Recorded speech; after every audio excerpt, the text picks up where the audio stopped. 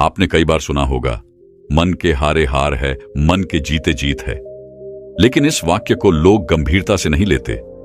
मन ही है जो इंसान को इस जिंदगी में कई नाच नचाता है, और जिसने इस मन को नियंत्रित कर रखा है वह मनुष्य स्थिर हो जाता है और अपने आप में ही आनंद और खुशियां ढूंढने लगता है।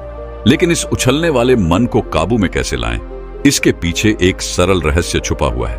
वह रहस्य हम एक कहानी के माध्यम से जानेंगे। तो चलिए उस कहानी की शुरुआत करते हैं। साधु और दुकानदार।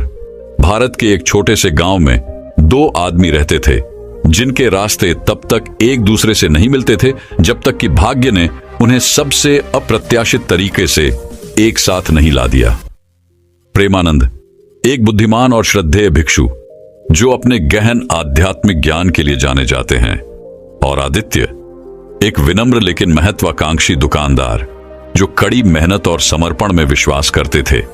उन्होंने एक दुर्भाग्यपूर्ण दिन खुद को मुश्किल में पाया। प्रेमानंद अपनी शांत उपस्थिति और शांतिपूर्ण व्यवहार से हमेशा ग्रामीणों के लिए प्रेरणा स्रोत रहे हैं। कई लोगों ने दिल और आत्मा के मामलों पर उनका मार्गदर्शन मांगा, उनके ज्ञान के शब्दों में सांत्वना पाने की उम्मीद की। दूसरी ओर आदित्य एक समझदार व्यापारी था जो गांव के बाजार में एक सफल दुकान चलाता था। वह अपनी तीक्ष्ण बुद्धि और चतुर व्यापारिक कौशल के लिए जाने जाते थे। एक दिन आदित्य एक प्रश्न लेकर प्रेमानंद के पास पहुंचे जो उनके दिमाग पर भारी पड़ रहा था।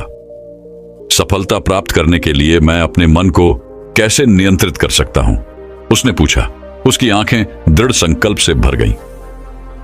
प्रेमानंद ने सौम्य मुस्कान के साथ आदित्य को गांव के चौराहे पर खड़े प्राचीन बरगद के पेड़ के नीचे अपने साथ बैठने के लिए आमंत्रित किया। जैसे ही वे मौन बैठे, भिक्षु ने एक ऐसी कहानी बुननी शुरू कर दी जो सफलता और खुशी पर आदित्य के दृष्टिकोण को हमेशा के लिए बदल देगी। आदित्य, प्रेमानंद ने शुरू किया, अपने मन को कीचड़ भरे पानी से भरे तालाब के रूप में कल्पना करें। जब पानी अशांत होता है तो कीचड़ उठ जाता है, जिससे आपकी दृष्टि धुंधली हो जाती है और अराजकता पैदा हो जाती है। लेकिन जब पानी शांत होता है तो कीचड़ जम जाता है और पानी की असली प्रकृति का पता चलता है। आदित्य ने ध्यान से सुना। उसका हृदय भिक्षु के ज्ञान के शब्दों के लिए खुला था। प्रेमानंद ने आगे कहा, इसी तरह आपका दिमाग भी उस तालाब की तरह है। जब आपके विचार बेचैन और अशांत होते हैं तो आपकी दृष्टि धुंधली हो जाती है और आप अपने सच्चे रास्ते से भटक जाते हैं।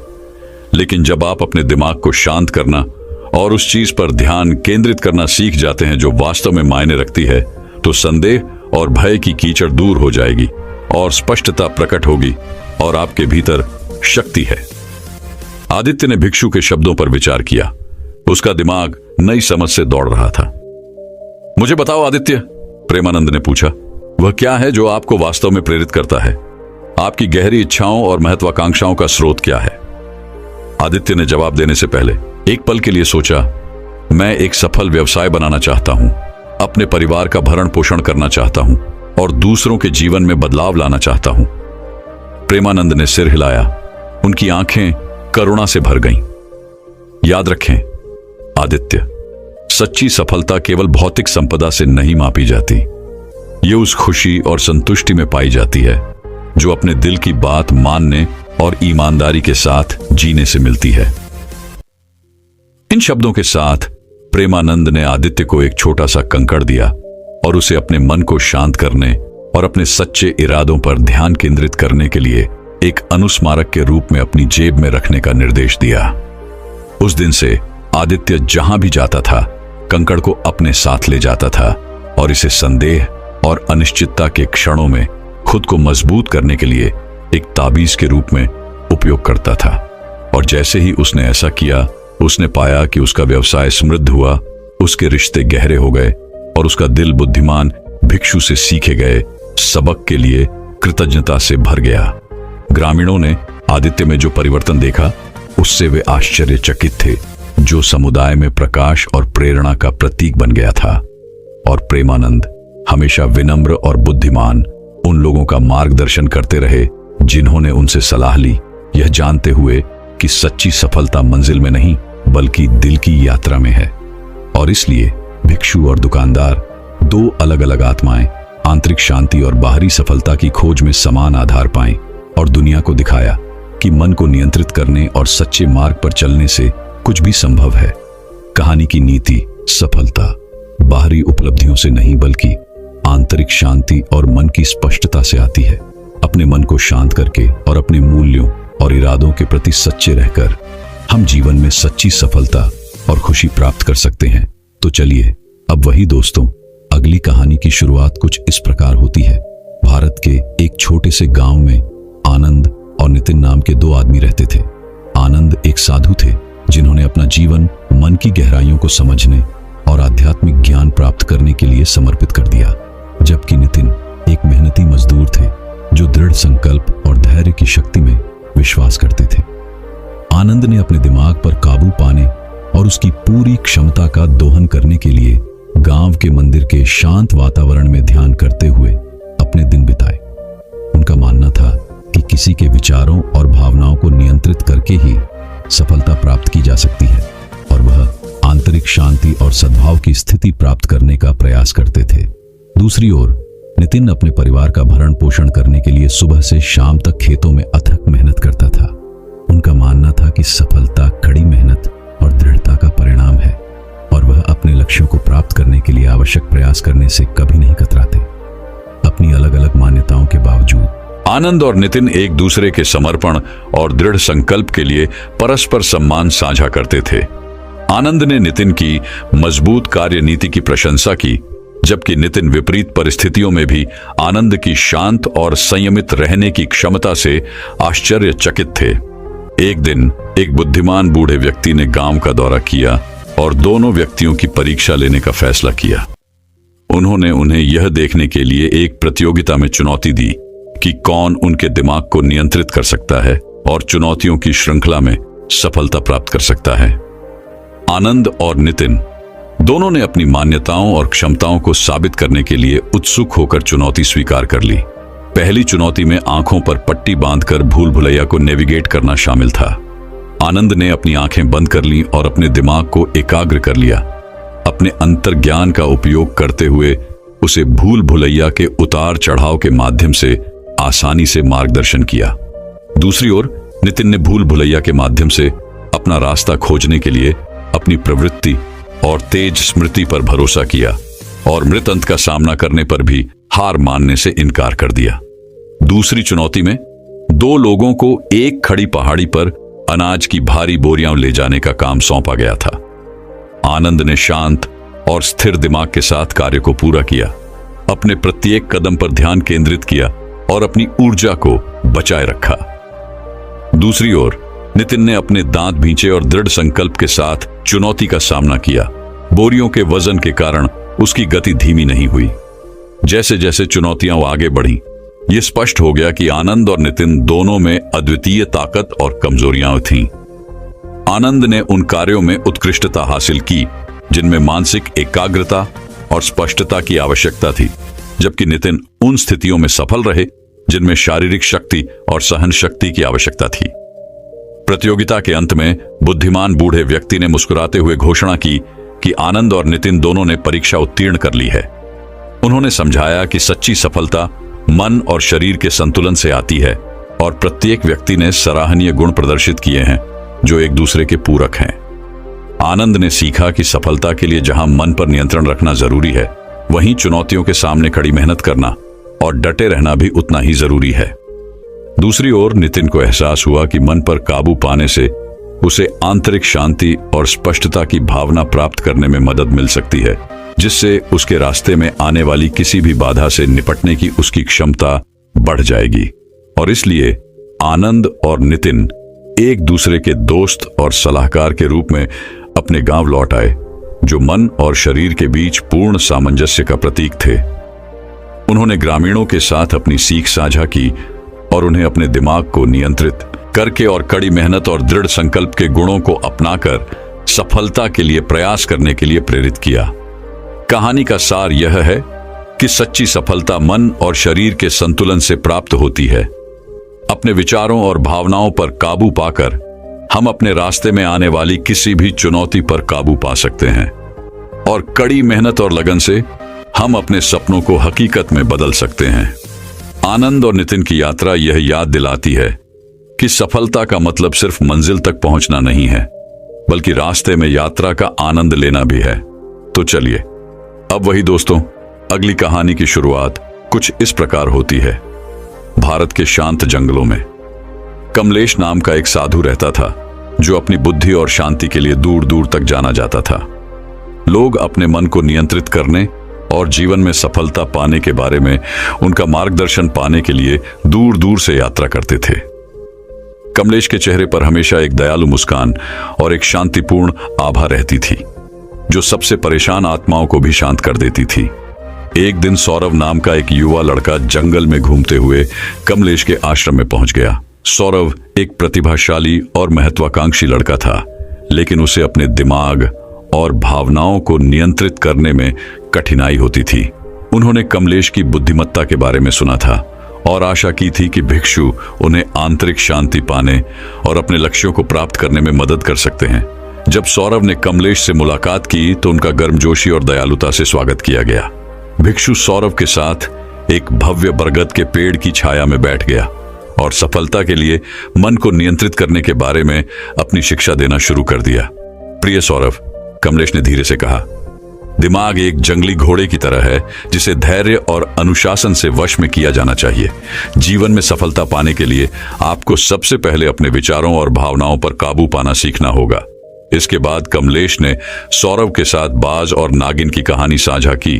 उन्होंने बताया कि कैसे बाज अपनी गहरी दृष्टि और शक्तिशाली पंखों के साथ बादलों से ऊपर उड़ सकता है और दुनिया को स्पष्टता और उद्देश्य के साथ देख सकता है। दूसरी ओर सांप अपनी चालाक प्रकृति और विषैले दंश के साथ पृथ्वी के अंधेरे तक ही सीमित रहा, अपनी प्रवृत्ति से ऊपर उठने में असमर्थ रहा। चील एक नियंत्रित दिमाग का प्रतिनिधित्व करता है, कमलेश ने समझाया, जो तेज केंद्रित है और बड़ी तस्वीर देखने में सक्षम है। दूसरी ओर सांप एक ऐसे दिमाग का प्रतीक है जो इच्छाओं और भय से शासित होता है, जो तोड़ने में असमर्थ है, अपनी सीमाओं से मुक्त। सौरभ ने कमलेश की बातें ध्यान से सुनी। उसे अपने ऊपर शांति का भाव महसूस हुआ। उन्होंने महसूस किया कि सच्ची सफलता बाहरी उपलब्धियों से नहीं आती, बल्कि मन पर काबू पाने और उसकी शक्ति का उपयोग करके मनचाहा जीवन बनाने से मिलती है। अगले हफ्तों में कमलेश ने सौरभ को अपने विचारों और भावनाओं को नियंत्रित करने में मदद करने के लिए विभिन्न ध्यान और दिमागीपन अभ्यास में मार्गदर्शन किया। अभ्यास और दृढ़ता के माध्यम से सौरभ को स्पष्टता और आंतरिक शांति की एक नई भावना का अनुभव होने लगा।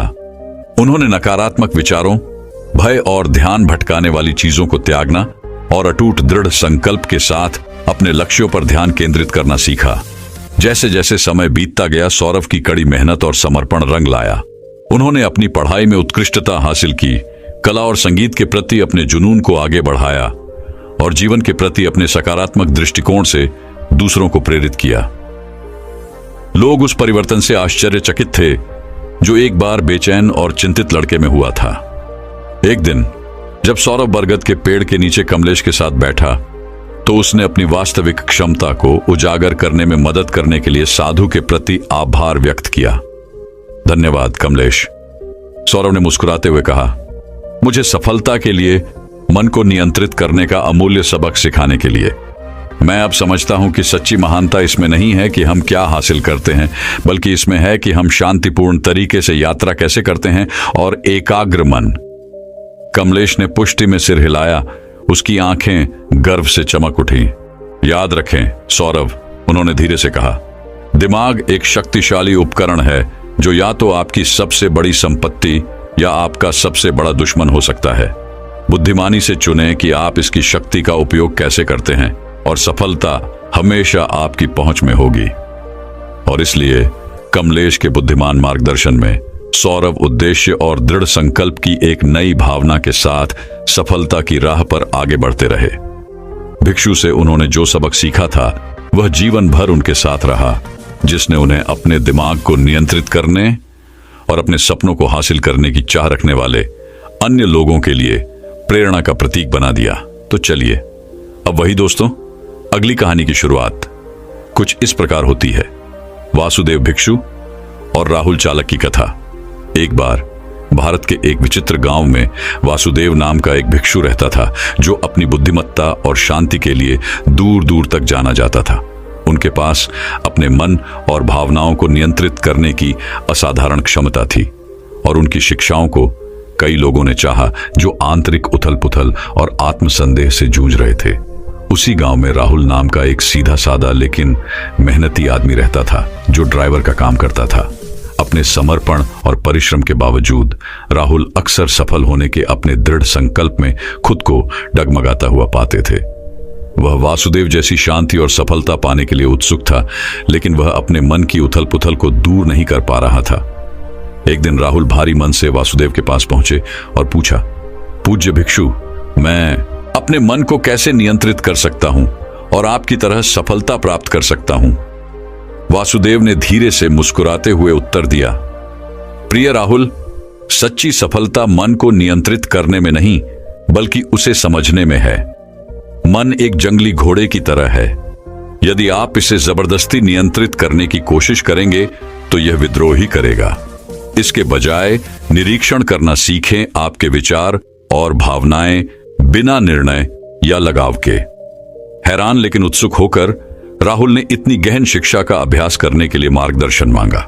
वासुदेव राहुल को सलाह देने के लिए सहमत हुए और उन्हें एक सरल लेकिन चुनौतीपूर्ण अभ्यास सौंपा। उन्होंने राहुल को निर्देश दिया कि वह हर सुबह एक शांत तालाब के पास बैठे और पानी में फेंके गए कंकड़ से होने वाली लहरों को देखें। राहुल को अपनी सांसों पर ध्यान केंद्रित करना था और देखना था कि मन में विचारों की क्षणिक प्रकृति को प्रतिबिंबित करते हुए तरंगे धीरे धीरे कैसे कम हो जाती हैं। दिन हफ्तों में बदल गए और राहुल ने वासुदेव के निर्देशानुसार लगन से अभ्यास किया। प्रारंभ में उसका मन तालाब में अराजक लहरों की तरह व्याकुलता और बेचैनी से भरा हुआ था, लेकिन दृढ़ता और धैर्य के साथ राहुल को स्पष्टता और शांति के क्षणों का अनुभव होने लगा। उसने अपने विचारों और भावनाओं के पैटर्न को समझना शुरू कर दिया, ये महसूस करते हुए कि वे क्षण भंगुर और अनित्य थे। एक धूप भरी सुबह जब राहुल तालाब के किनारे बैठा था, उसे अचानक एक एहसास हुआ। उन्होंने समझा कि सच्ची सफलता बाहरी उपलब्धियों या भौतिक धन के बारे में नहीं है, बल्कि मन पर काबू पाने और आंतरिक शांति पाने के बारे में है। नई स्पष्टता और उद्देश्य के साथ राहुल एक बार फिर वासुदेव का मार्गदर्शन लेने के लिए दौड़ पड़े। आदरणीय भिक्षु, राहुल ने कहा, मुझे एहसास हुआ है कि सफलता की कुंजी हमारे अपने दिमाग में निहित है। अपने विचारों को देखकर और समझकर हम उन बाधाओं को पार कर सकते हैं जो हमें पीछे खींचती हैं। वासुदेव राहुल की सफलता पर गर्व से मुस्कुराए और सहमति में सिर हिलाया। वास्तव में मेरे प्रिय मित्र, मन हमारा सबसे बड़ा शत्रु और सबसे शक्तिशाली सहयोगी दोनों है। जब हम इस पर महारत हासिल करना सीख जाते हैं तो हम अपने भीतर की वास्तविक क्षमता को उजागर करते हैं और सफलता का मार्ग प्रशस्त करते हैं। उस दिन से राहुल ने दृढ़ निश्चय के साथ वासुदेव की शिक्षाओं को अपने दैनिक जीवन में लागू किया। उन्होंने अपने काम को नए फोकस और लचीलेपन के साथ किया। अब संदेह या भय से प्रभावित नहीं हुए। स्पष्ट मन और दृढ़ हृदय के साथ राहुल ने अपने पेशे में उत्कृष्टता हासिल करना शुरू कर दिया और अपनी अटूट भावना से दूसरों को प्रेरित किया। जैसे जैसे साल बीतते गए, वासुदेव साधु और राहुल ड्राइवर की कहानी गांव में एक किंवदंती बन गई, जिसने आने वाली पीढ़ियों को प्रेरित किया। उनकी यात्रा जीवन की चुनौतियों पर काबू पाने और सच्ची सफलता प्राप्त करने में आत्म जागरूकता और लचीलेपन की परिवर्तनकारी शक्ति का प्रतीक है। और इसलिए कहानी का नैतिक इसे सुनने वाले सभी लोगों के दिलों में अंकित रहता है।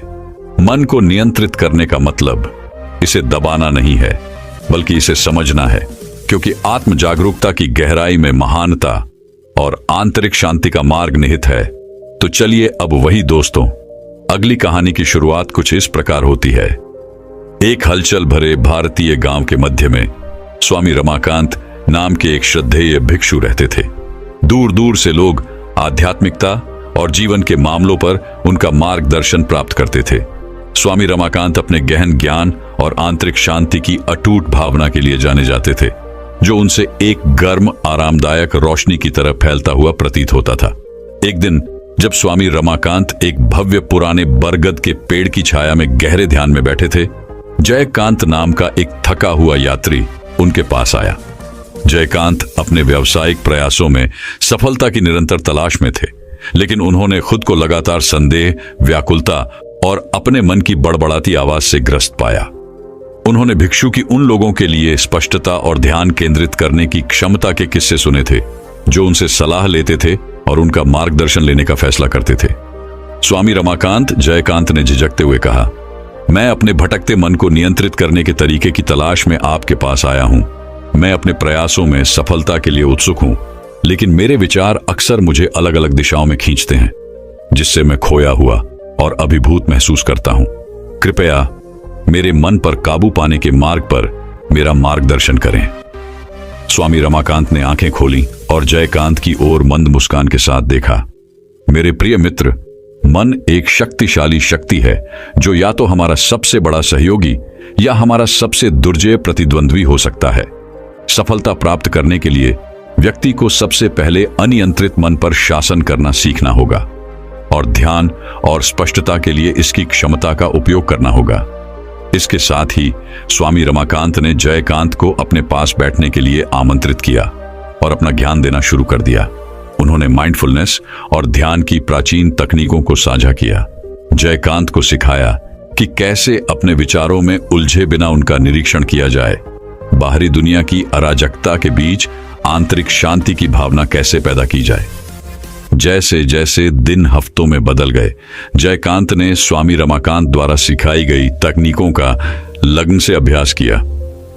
उन्होंने अपने मन की निरंतर बकबक को शांत करना, अपने डर और असुरक्षाओं को दूर करना और अटूट दृढ़ संकल्प के साथ अपनी ऊर्जा को अपने लक्ष्यों पर केंद्रित करना सीखा। एक शाम जब सूरज क्षितिज से नीचे डूब गया, स्वामी रमाकांत ने जयकांत को अपने पास बुलाया। मेरे प्रिय मित्र, आपने अपने अभ्यास में बहुत समर्पण और अनुशासन दिखाया है। आज मैं आपको मन पर काबू पाने का अंतिम पाठ सिखाऊंगा। इतना कहकर स्वामी रमाकांत जयकांत को चांद की रोशनी में झिलमिलाते एक शांत तालाब के पास ले गए। स्वामी रमाकांत ने निर्देश दिया, पानी में देखो जयकांत, और मुझे बताओ कि तुम क्या देखते हो। जयकांत ने शांत पानी में झांक कर देखा और देखा कि उसका प्रतिबिंब उसकी ओर घूर रहा है। मैं स्वयं को देखता हूं स्वामी, उन्होंने उत्तर दिया। स्वामी रमाकांत ने निर्देश दिया, अब अपनी आंखें बंद करें और अपने दिमाग से सभी विचारों को खाली कर दें। केवल अपनी सांस पर ध्यान केंद्रित करें। जैसे ही जयकांत ने उनके निर्देशों का पालन किया, उन्हें शांति और स्पष्टता का एहसास हुआ।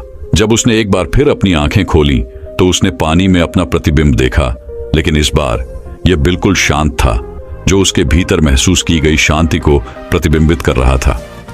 आप देख रहे हैं जयकांत, जैसे तालाब की सतह तब शांत हो जाती है जब मन की हवाएं उसे हिलाना बंद कर देती हैं, उसी तरह आप भी सफलता प्राप्त कर सकते हैं जब आप अपने विचारों की अशांत तरंगों को नियंत्रित करना सीख जाते हैं। याद रखें, सच्ची महारत हासिल करना मन अराजकता के बीच शांति खोजने में, अपनी शक्ति को अधिक अच्छे के लिए उपयोग करने में निहित है। आंखों में कृतज्ञता के आंसू लिए जयकांत ने स्वामी रमाकांत के सामने सिर झुकाया और उनके द्वारा दी गई अमूल्य सीख के लिए उन्हें धन्यवाद दिया। उस दिन के बाद से जयकांत उद्देश्य और आंतरिक शांति की एक नई भावना के साथ सफलता की राह पर चल पड़े। उनका दिमाग अब एक बाधा नहीं, बल्कि महानता की ओर उनकी यात्रा में एक शक्तिशाली सहयोगी बन गया। और इस तरह स्वामी रमाकांत और जयकांत की कहानी दूर दूर तक फैल गई, जिसने अनगिनत आत्माओं को आत्म निपुणता और सफलता के लिए अपनी खोज शुरू करने के लिए प्रेरित किया, जो एक साधु और एक यात्री के शाश्वत ज्ञान द्वारा निर्देशित थे, जिन्होंने क्रूसिबल में बने बंधन को साझा किया था। दोस्तों, मैं उम्मीद करता हूं कि यह कहानी सुनने से आपके जीवन में अच्छे बदलाव आए होंगे। आपको इस वीडियो से क्या सीखने मिला, ये कमेंट करके जरूर बताएं और अपने परिवार, दोस्तों या आपके करीबी इंसान के साथ ये कहानी शेयर करके उन्हें भी इस ज्ञान से परिचित करवाएं। बाकी अगर आपको ये वीडियो दिल से अच्छी लगी हो, तभी इस वीडियो को लाइक कर देना, और आपने अब तक इस चैनल को सब्सक्राइब न किया हो तो चैनल को सब्सक्राइब भी जरूर कर देना। आपका हर दिन शुभ हो और खुशियों से आपका जीवन भरा रहे। धन्यवाद। नमो बुद्धाय।